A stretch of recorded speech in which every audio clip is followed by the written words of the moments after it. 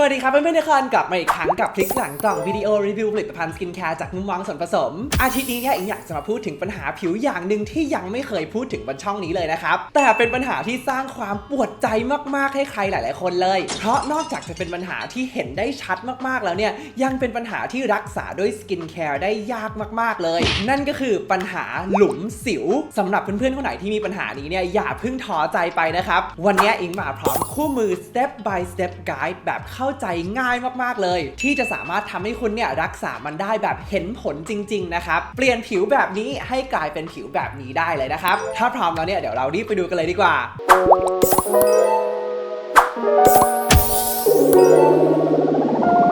โอเคครับในบรรดาปัญหาผิวทั้งหมดที่อิงเคยพูดถึงบนช่องนี้เนี่ยอิงคิดว่าหลุมสิวน่าจะเป็นอันที่น่าเครียดที่สุดแล้วแหละอิงเชื่อว่าเครียดยิ่งกว่าสิวรอยดำแล้วก็รอยแดงอีกแต่อย่าเพิ่งท้อใจไปนะครับก่อนอื่นเนี่ยเรามาทำความเข้าใจกันก่อนดีกว่าว่าหลุมสิวเกิดจากอะไรหลุมสิวเนี่ยมันเกิดขึ้นเวลาที่ผิวของเรามันเกิดการอักเสบมากๆเลยนะครับทำให้เกิดการสูญเสียหรือว่าการทำลายคอลลาเจนนะครับหรือว่าตัวที่มันทำให้ผิวของเรามันดูเด้งดึงแล้วก็อิ่มฟูเวลาที่คอลลาเจนโดนทำลายไปเนี่ยผิวเรามันก็จะยุบลงไปเป็นหลุมในช่วงบริเวณนั้นนะครับซึ่งแน่นอนว่ามันก็มักจะเกิดขึ้นเวลาที่เรามีสิวอักเสบเยอะๆนะครับหรือว่าเวลาที่เราชอบบีบสิวแดงๆหรือการใช้พวกสกินแคร์ DIY กับพวกสครับแข็งๆแดงๆที่มันไม่ควรจะใช้บนผิวตั้งแต่แรกอิงเองก็มีหลุมสิวพวกนี้จากสมัยยุคมืดเหมือนกันนะครับหลุมสิวตรงเนี้ยมาจากตอนที่อิงพยายามเอาปากกาจิ้มสิวนะครับตอนสมัยม.ต้นทุกวันนี้ยังทำบุญอุทิศส่วนกุศลขออโหสิกรรมซึ่งกันและกันอยู่เลยนะครับแต่ใครที่เคยทำบาปเอาไว้กับผิวแบบอิงมาก่อนเนี่ยไม่ต้องรู้สึกผิดมากจนเกินไปนะครับพวกเราทุกคนเคยผ่านยุคนั้นมาหมดแล้วและตอนนี้เรารู้ดีกันแล้วนะครับมามองไปข้างหน้าเพื่อหาวิธีทางแก้ไขกันดีกว่าก่อนจะเริ่มรักษาได้เนี่ยเราต้องเข้าใจก่อนนะครับว่าหลุมสิวเนี่ยมันมีกี่ประเภทกันแน่เพราะว่าแต่ละประเภทเนี่ยก็รักษาแตกต่างกันหมดเลยหลุมสิวแบบแรกเนี่ยน้องชื่อว่าแอ่งกระทะหรือว่าคลื่นนะครับภาษาอังกฤษคือ rolling scar ลักษณะฐานเนี่ยจะมีความกว้างนะครับไม่มีขอบขนาดกว้างประมาณ 4-5 มิลแบบที่2ชื่อว่าหลุมสิวแบบจิกหรือว่า ice pick scar นะครับลักษณะของเขาเนี่ยจะมีขอบคมปากขอบและฐานขนาดใกล้เคียงกันหมดเลยนะครับแบบสุดท้ายเรียกว่าหลุมสิวกล่องหรือว่า box car scar นะครับลักษณะเนี่ยจะมีขอบคมแต่ว่าจะใหญ่กว่าแบบ ice pick scar นะครับมาเปิดตำราคู่มือการรักษาหลุมสิวกันดีกว่าสเต็ปแรกก็คือการป้องกันไม่ให้เกิดหลุมสิวเพิ่มเติมนะครับหรือว่า prevention ใครที่เคยมีสิวแล้วก็ส่องกระจกเนี่ยจะรู้เลยนะครับว่ามันห้ามใจไม่ให้กดยากมากๆเลยสิวเนี่ยมันยั่วเก่งอยู่แล้วนะครับเพราะฉะนั้นหายใจลึกๆถอยห่างจากกระจกนะครับแล้วก็หยุดบีบสิวถ้าเห็นจะตีมือเลยนะครับหลุมสิวรักษายากกว่าสิวประมาณ 572,524 เท่าทำมือโดเรมอนเอาไว้นะครับแล้วก็ลากตัวเองไปที่คลินิกให้คุณหมอเนี่ยจัดการสิวแบบวิธีที่อ่อนโยนแล้วก็ถูกต้องที่สุดเพื่อลดโอกาสที่มันจะเกิดการอักเสบบนผิวที่นำไปสู่หลุมสิวได้และรักษาสิวให้หายก่อนนะครับด้วยการใช้สกินแคร์ที่ดีการใช้ยานะครับไม่ว่าจะเป็นยากินหรือว่ายาทาก็ตามนอกจากนี้เนี่ยอิงเจองานวิจัยที่น่าสนใจมากๆเลยนะครับเขาชี้ว่ามากถึง 83% ของหลุมสิวเนี่ยเกิดมาจากรอยดำหรือว่ารอยแดงเพราะฉะนั้นใครที่มีรอยดำรอยแดงเนี่ยควรจะรีบรักษามันก่อนนะครับอย่าปล่อยให้มันหายเองแบบช้าๆนะครับมันอาจจะกลายเป็นหลุมสิวได้สเต็ปที่2ในการรักษาก็คือหยุดเชื่อการตลาดขายฝันอิงขออนุญาตพูดความจริงแบบตรงไปตรงมาไม่อ้อมค้อมตรงนี้เลยนะครับอาจจะสลายฝันของใครหลายๆคนนะครับแต่ว่ามันคือความจริงที่หลีกเลี่ยงไม่ได้สกินแคร์ไม่สามารถรักษาหลุมสิวได้แบบเห็นผลจริงๆ I know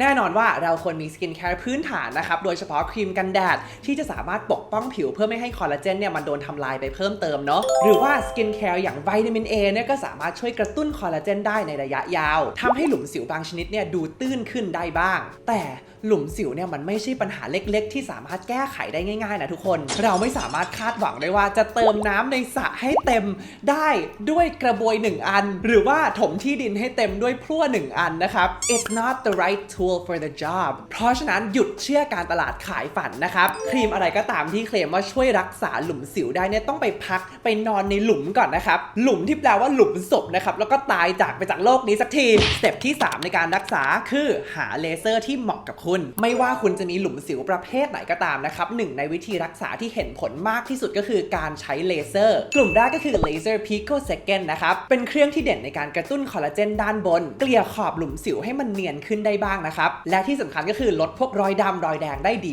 มากๆเลยแต่พิโคเซคันด์ก็ยังไม่ใช่เครื่องหลักที่ใช้ในการรักษาหลุมสิวนะครับโดยเฉพาะพวกหลุมที่มีความลึกเลเซอร์กลุ่มหลักที่เหมาะกับการรักษาหลุมสิวมากที่สุดเนี่ยก็คือเลเซอร์ RF หรือว่า Radio Frequency เป็นเครื่องที่ส่งคลื่นวิทยุเข้าไปในผิวนะครับเช่น 106.5 Green Wave เพลงดีๆกับความรู้สึกดีๆ 93 Cool Fahrenheit กระตุ้นต่อมบันเทิงของผิวไม่ใช่นะครับเป็นคลื่นที่สามารถกระตุ้นการสร้างคอลลาเจนในผิวหนังชั้นล่างได้ทำให้เนื้อเยื่อเนี่ยมันสามารถซ่อมแซมตัวเองได้แล้วก็ผิวมีความเรียบเนียนมากขึ้นเลเซอร์ RF เนี่ยมันก็มีให้เลือกหลายเครื่องอีกแล้วนะครับแต่ละเครื่องก็จะมีความตื้นลึกที่สามารถส่งคลื่นวิทยุลงไปได้ที่แตกต่างกันไปนะครับเครื่องที่ส่งคลื่นแบบตื้นที่สุดเนี่ยเราเรียกว่า E-Matrix นะครับเพราะว่าเขาจะไม่มีเข็มเลยปล่อยคลื่นจากด้านบนผิวอย่างเดียวนะครับเครื่องที่อัปเกรดขึ้นมาอีกขั้นหนึ่งเนี่ยก็คือ Fractora นะครับซึ่งเขาจะมีเข็ม 1.5 มิลเจาะลงไปในผิวได้นะครับทำให้คลื่นเนี่ยลงได้ลึกขึ้นเห็นผลมากขึ้นและเครื่องที่ดีที่สุดก็คือ Infinite กับ Potenza นะครับเพราะว่าเข็มของเขาเนี่ยมันปรับระดับความลึกได้ตั้งแต่ 0.5 ถึง 3.5 มิลแปลว่าคุณหมอเนี่ยเขาสามารถยิงได้หลายระดับใน1 treatment เลยหลุมตื้นก็ปรับตื้นนะครับหลุมลึกก็ปรับลึกได้ตัวเนี้ยส่วนตัวเองเคยทำมาครั้งหนึ่งแล้วนะครับรู้สึกว่าเห็นผลดีมากทั้งหลุมสิวแล้วก็การกระตุ้นคอลลาเจนเลยนะครับรู้สึกว่าตอนนั้นรูขุมขนแลดูจางลงมากๆเลยนะครับเพราะว่าผิวมันอิ่มฟูขึ้นมาเลยสเต็ปสุดท้ายในการรักษานะครับก็คือการรักษาเสริมจำเพาะแปลว่าอะไรนอกจากเลเซอร์แล้วเนี่ยหลุมสิวทั้ง3ประเภทก็มีวิธีรักษาแบบจำเพาะของมันอีกทำให้เห็นผลได้ชัดเจนยิ่งขึ้นเริ่มจาก rolling scar ก่อนละกันนะครับหลุมสิวอันนี้เป็นประเภทที่รักษายากที่สุดหลุมสิวประเภทนี้ถ้ามองลงไปข้างล่างนะครับมันจะมีพังผืดที่คอยดึงมันลงไปอยู่การรักษาเนี่ยมันเลยต้องใช้มีด cannular subcision นะครับเข้าไปตัดพังผืดให้ขาดก่อนทำให้ผิวหนังเนี่ยมันยืดกลับขึ้นมาได้ทำร่วมกับการฉีด filler ที่มี hyaluronic acid นะครับเพื่อป้องกันไม่ให้พังผืดเนี่ยมันกลับมาใหม่ผลลัพธ์ก็จะฉ่ำแล้วก็จึ้งมากๆเลยหลุมประเภท ice pick ก็จะง่ายหน่อยนะครับใช้กรดที่มีชื่อว่า TCA นะครับแต้มด้วยเทคนิคที่เราเรียกว่า chemical reconstruction of skin scars นะครับหรือว่า cross กรดตัวนี้เนี่ยเวลาที่เราแต้มลงไปที่ฐานของหลุมเนี่ยมีงานวิจัยที่ชี้ว่าสามารถทำให้หลุมตื้นขึ้นได้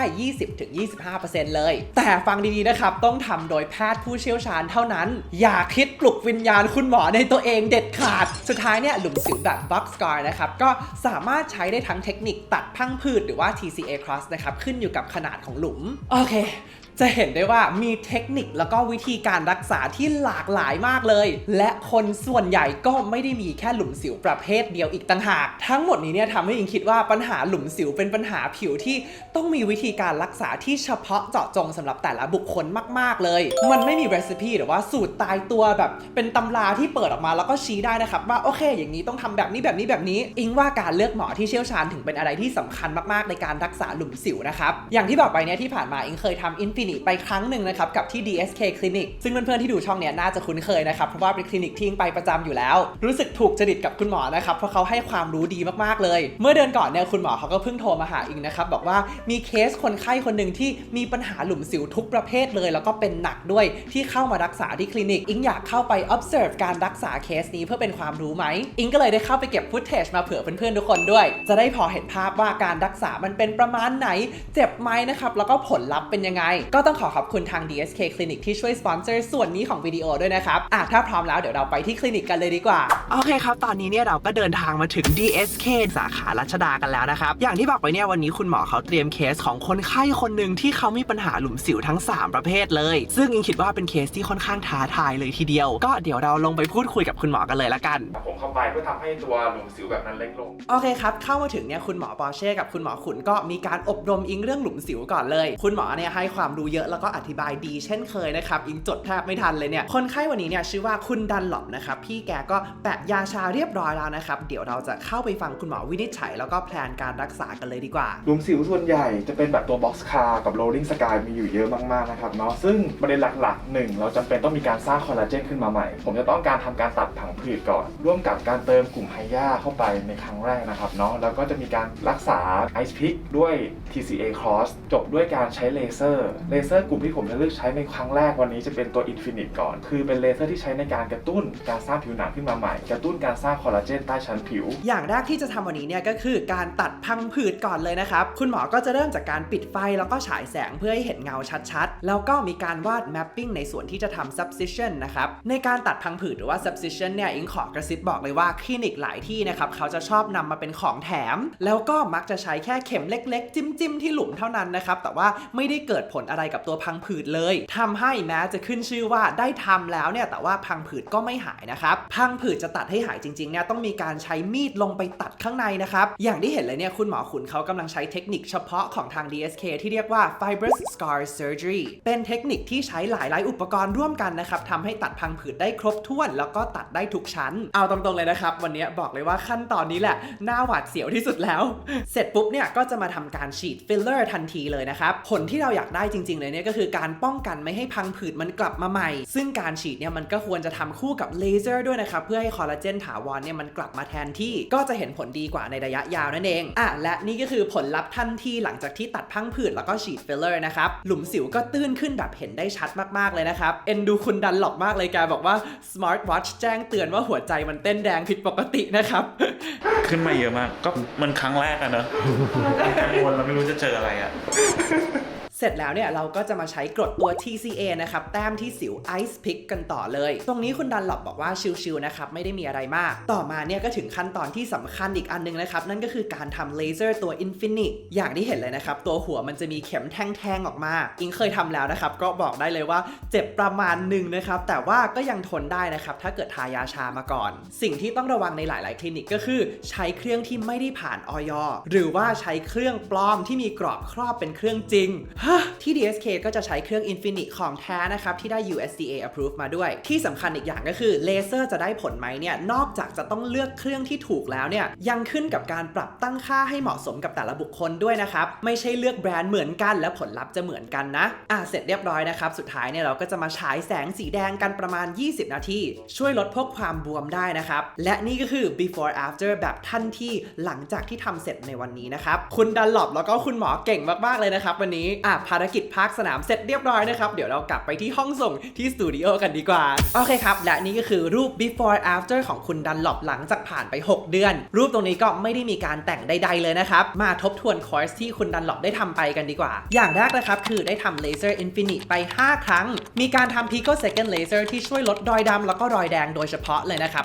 5ครั้งตัดพังผืด2ครั้งนะครับพร้อมกับเติมฟิลเลอร์หลุมสิวมีการแต้มกรด TCA Cross 5ครั้งแล้วก็ฉายแสงสีแดง Heal Light ช่วยลดความบวมของหน้า5ครั้งอย่างที่เห็นนะครับผิวก็มีความเรียบเนียนมากขึ้นเยอะมากๆหลุมทุกแบบเนี่ยมีความตื้นขึ้นเยอะเลยนะครับแล้วก็ผิวโดยรวมเนี่ยดูอิ่มฟูมากขึ้นจากการที่คอลลาเจนเนี่ยมันได้ฟื้นฟูขึ้นมาใหม่แต่อิงบอกเลยนะครับว่าการรักษาหลุมสิวให้เห็นผลแบบนี้เนี่ยมันไม่ใช่เรื่องง่ายเลยเป็นศาสตร์อย่างหนึ่งเลยนะครับเพราะคนไข้ทุกเคสมีความแตกต่างแล้วก็มีความซับซ้อนที่ต่างกันหมดเลยมีเทคนิคมีเครื่องมีปัจจัยหลากหลายอย่างที่สามารถส่งผลต่อความสำเร็จหรือว่าความล้มเหลวของการรักษาเพราะฉะนั้นเนี่ยเดี๋ยวอิงขอสรุปเป็นเช็คลิสต์ละกันนะครับว่าสิ่งที่เราควรมองหาในคลินิกที่ดีเนี่ยมีอะไรบ้างเพื่อนๆทุกคนจะได้มีเกณฑ์ในการเลือกคลินิกของตัวเองนะครับ 1. คลินิกที่มีเครื่องที่พร้อมที่ได้มาตรฐาน US FDA นะครับแล้วก็เป็นเครื่องแท้ 2. มีผู้เชี่ยวชาญที่วิเคราะห์แล้วก็วินิจฉัยหลุมสิวได้เก่งที่จะสามารถวางแผ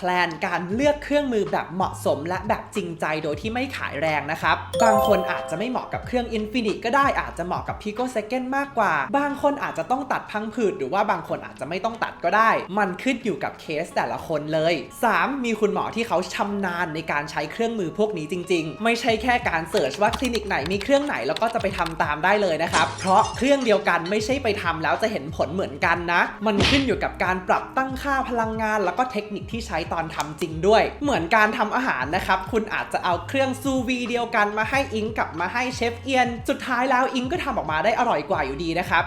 สุดท้ายแล้วเนี่ยถ้าเกิดคุณคิดว่าคุณมีคลินิกในใจที่ผ่านเกณฑ์ทั้งหมดตรงนี้เนี่ยก็ให้ทำที่คลินิกนั้นได้เลยแต่ถ้าเกิดคุณไม่มั่นใจนะครับหรือว่ายังไม่มีคลินิกในใจเนี่ยส่วนตัวนะอิงมองว่า DSK เป็นคลินิกที่ตอบโจทย์มากๆในทุกแง่เลยเขามีการวิเคราะห์ที่ดีมีการวางแผนระยะยาวการเลือกพวกเครื่องมือเลือกเทคนิคต่างๆที่เหมาะสมแล้วก็จำเพาะสำหรับปัญหาที่คุณมีแล้วก็มีความยืดหยุ่นในการปรับเทคนิคต่างๆให้มันเข้ากับผิวของคุณจริงๆสำหรับเรื่องราคาเนี่ยมันแล้วแต่คนนะครับอิงอยากให้ลองปรึกษาคุณหมอดูนะครับแล้วก็ลองเปรียบเทียบแต่ละคลินิกดูก็ได้ที่ DSK เนี่ยเขาบอกอิงว่า Infinite 5 ครั้งนะครับราคาอยู่ที่ประมาณ 40,000 ซึ่งก็ไม่ใช่ราคาที่เบานะครับแต่ว่าส่วนตัวเนี่ยอิงมองว่าก็เป็นราคาที่ competitive นะครับแล้วก็เหมาะสมสำหรับผลลัพธ์ที่ได้ดีกว่าลองผิดลองถูกไปเรื่อยๆแล้วก็ไม่ได้ผลลัพธ์ที่พึงพอใจสักทีนะครับสำหรับเพื่อนๆคนไหนที่สนใจเนี่ยเดี๋ยวอิงจะใส่รายละเอียดของ DSK คลินิกไว้ให้ด้านล่างนะครับแล้วสำหรับเพื่อนๆคนไหนที่มีปัญหาหลุมสิวเนี่ยอิงก็ขอเป็นกำลังใจให้นะครับเข้าใจว่ามันเป็นปัญหาที่รักษายากแล้วก็น่าเครียด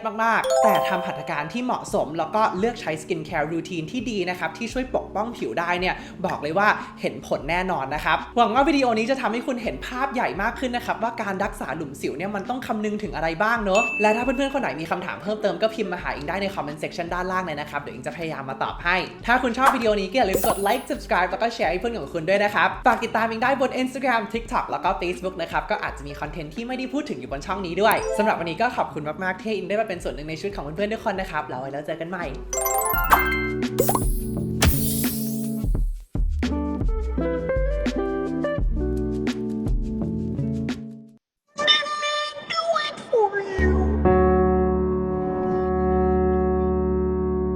For me.